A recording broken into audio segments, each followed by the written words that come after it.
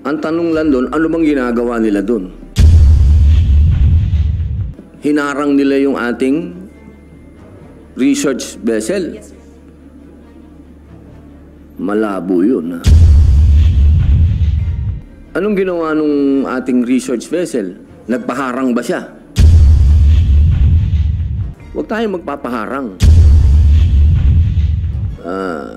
Chinese Coast Guard, saka yung Chinese militia, talagang haharang sila sa iyo.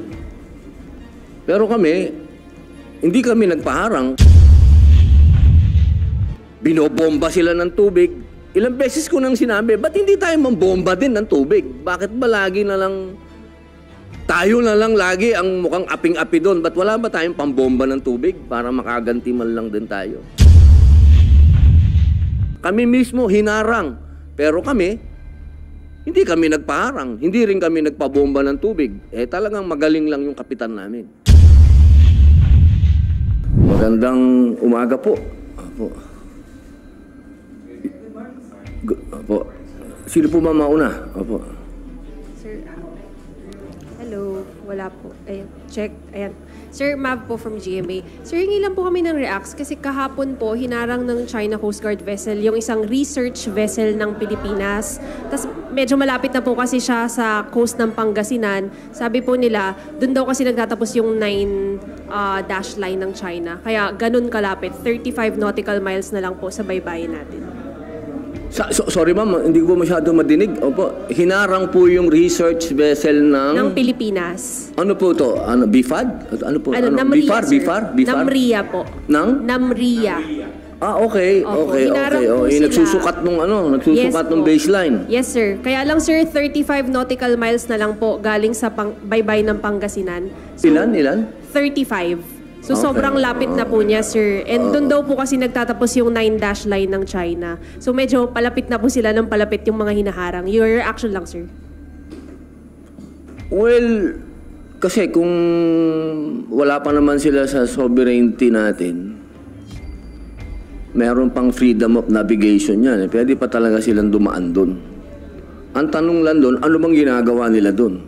Hinarang nila yung ating research vessel. Yes, sir. Malabo yun. Ha? Anong ginawa nung ating research vessel? Nagpaharang ba siya? Sir, parang 8 hours sila na standstill doon. Hindi pa po malinaw kung bakit sila hindi gumagalaw. 8 hours. And then, eventually po, tumuloy na sa Bajo de Masinloc yung research vessel. Tapos binuntutan pa rin po sila ng China Coast Guard. Hindi, ganun naman kasi kahit nung ako din nagpunta doon, noong 2020 yata ako nandun, o 2021. Ganun talaga yung ginagawa ng mga Chinese Coast Guard, saka yung Chinese militia. Talagang haharang sila sa iyo. Pero kami, hindi kami nagpaharang. Kami ay, ating to, ba't kami haharangin nyo kami dito? Kaya tumuloy-tuloy lang kami hanggang sa nakarating kami dun sa pupuntahan namin. Dapat ganun lang ang maging, huwag tayong magpapaharang. Atin yun eh. Ang kailangan lang dito talaga, at ang ipinakikiusap ko din lagi sa ating mga kababayan, itong bagay na ito, hindi naman po ako nagbabago ng posisyon. Kasi yun pa rin ang posisyon ko. Kung ano yung sinabi ko sa hearing, yun pa rin ang posisyon ko ngayon. Ito, malinaw na pag sinabi natin na paglagpas ng 12 nautical miles, yun ay tinatawag nating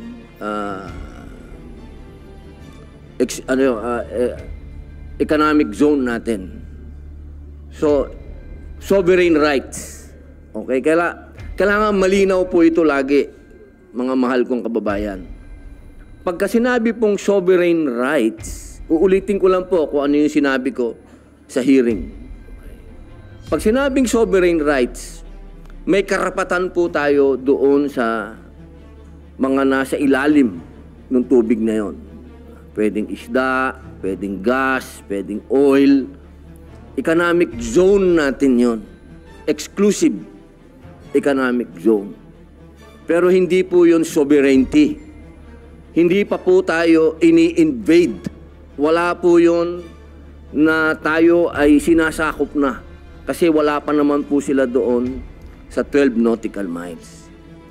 Ngayon, kapag ganyan po ang sinasabi natin na sovereign rights, economic zone, ibig sabihin, open tayo for business. Kasi economic nga yan, economic zone.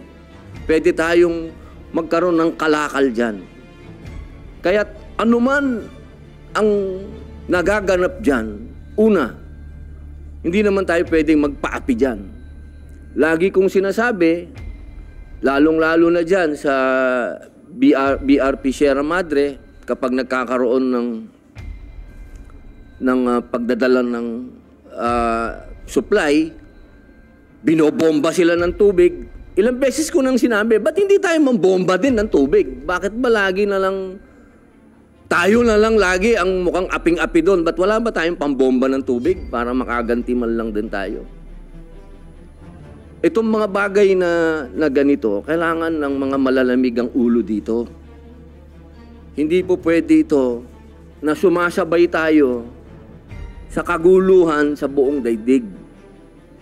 Na nagkakaroon ng kaguluhan sa Middle East, nagkakaroon ng kaguluhan sa East Europe, tayo din gusto natin dito may gulo din tayo. Hindi naman po kailangan mangyari yon. Sapagkat sa ngayon,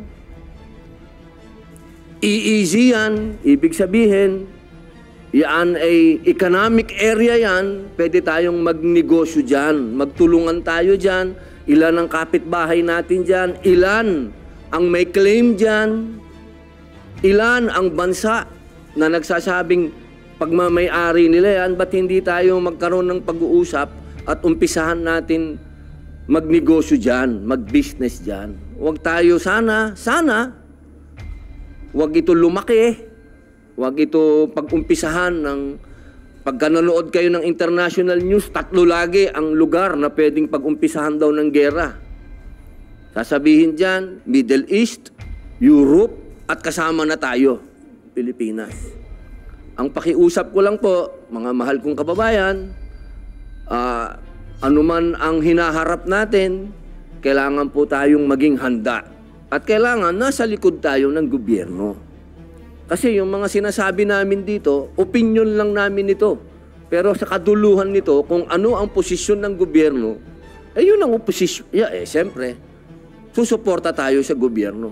Kung ano ang sinasabi ng ating Pangulo, yun ang gagawin natin. Alangan naman magkontrahan pa tayo sa oras na to.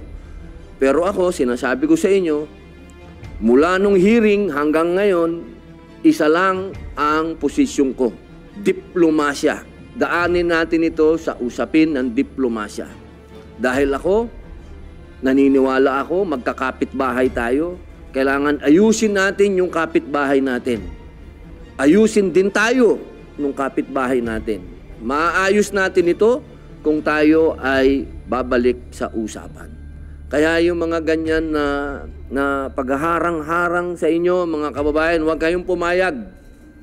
Pwede naman kayong umiwas. At nagawa ko yan. Hindi ito kwentong kutsero na sasabihin ko sa inyo, ito gawin ninyo. Hindi po. Ginawa ko yan. Ako mismo nagpunta dyan. Ako mismo nakipaghabulan dyan sa mga Coast Guard ng China, sa mga milisa ng China. Kami mismo hinarang. Pero hindi kami nagpaharang. Hindi rin kami nagpabomba ng tubig. Talagang magaling lang yung kapitan namin. Kaya ang gusto ko lang, huwag tayo magpaapi sa oras na ito at huwag din tayo mang-api.